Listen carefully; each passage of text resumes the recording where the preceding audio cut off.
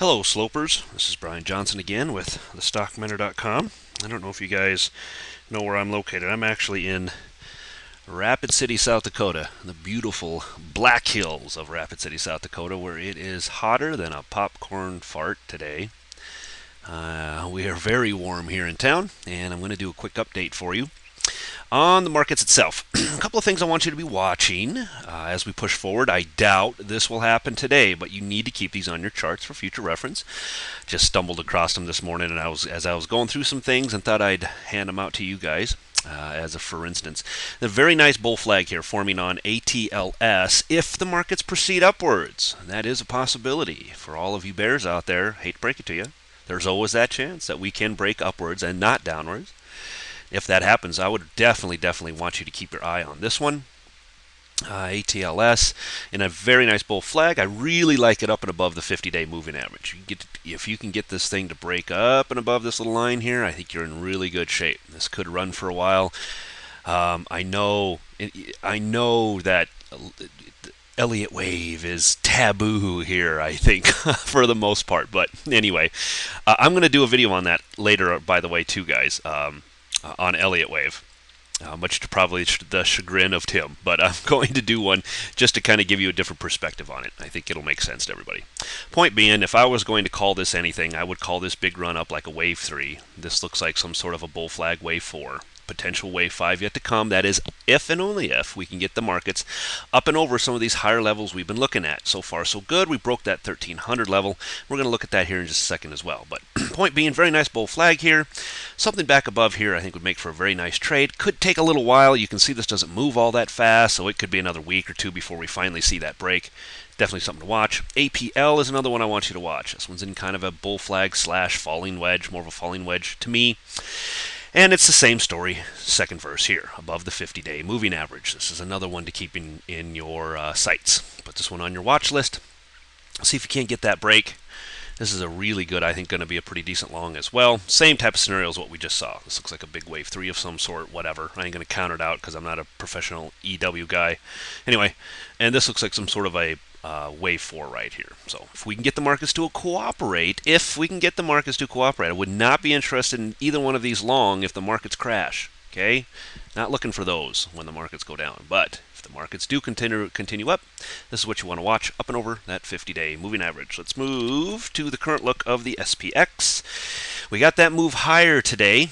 We broke that 1300 range. Some of you might have caught that. However, I'm going to give you this. Here's the spiders. This doesn't show up on the SPX, but it does the spiders. The gap up. Remember, if you can't beat it, you gap it. Correct. So we came back down, retested that as support. It held, and away we went. Bears covered. Got a little push to the upside, and you can see we are now coming into some overhead resistance. 1307 was kind of one of my overhead resistance levels. My next kind of no-fly zone is right up here around this 1312 to 1317 area. I'd watch that area very closely. We have a good push. I talked about that bear flag yesterday, and it is a bear flag. If we can, but we're gonna end up having to close down here around 1303, 1305 for that bear flag to remain intact. So we have the potential for a broken formation down here, all right? But still, it's not the end of the day. I'm going to wait to see where we close, but it will become important, I think, coming into later in the day. Pushes up into this area would be your next overhead. I think should act as pretty strong resistance up here. If we do not get strong resistance, then I think the bulls are back in business here for at least a little while in the short term. NDX. Let's see if I can pull that one up really quick. Your NASDAQ is very strong. Can't beat it, gap it. That's what it did. Beat the 20, and away we go. Now we're kind of hanging out, not showing quite as much strength as what I would have liked to have seen, especially coming off of yesterday's run. The NASDAQ is not holding up with the rest of the market, so it is kind of the lagger for the time being. Day's not done yet, but as it is right now, we're not going anywhere. Into a consolidation, and pow, to the upside. So here we are, back up into some overhead levels, 2300. Definitely an area to watch for overhead resistance. The next push above that, right here into the 2320-ish area. Last but not least, the Dow. And this one doing the same thing as well, still in its bear flag. This one is not showing the strength we have. However, we did get that push up and over 12,200, which was my long entry for you. You are 60 points into this. By the way, if you are in any one of these trades, move your stops. Move your stops up to break even, put it into profits, put a tight stop on it. But whatever you do, don't lose a lot on this trade. I don't know if I'd even be willing to lose any on this trade at this point if we're 7-8 points into it, but at least break even on your trade. Point being, move your stops up. Don't get greedy. These consolidations are very, very difficult to trade. I did not bring that up yesterday because I rambled for 17 minutes, and I still have, I'm 5 minutes into this one, so I can ramble for another 12. I'm just kidding. Point being, consolidations are extremely difficult to trade, guys. If you're getting your hand chopped off, or slapped, it's okay. It's happening to a lot of people. One of the best strategies I can offer is to drop your position size and just be extra careful about your entries.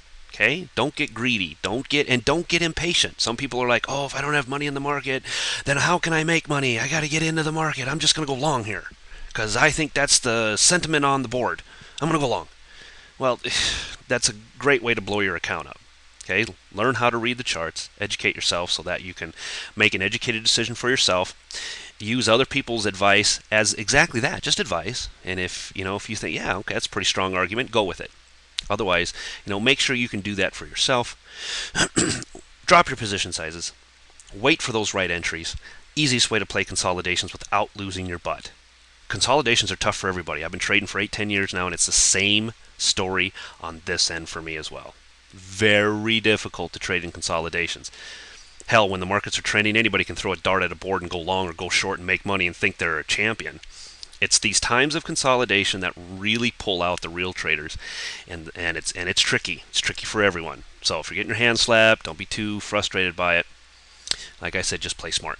All right, I think that's going to wrap it up for this video. I'll be back with you again later on in the Elliott Wave video. So we'll talk a little bit more about that too this afternoon. See you in a little bit. Bye.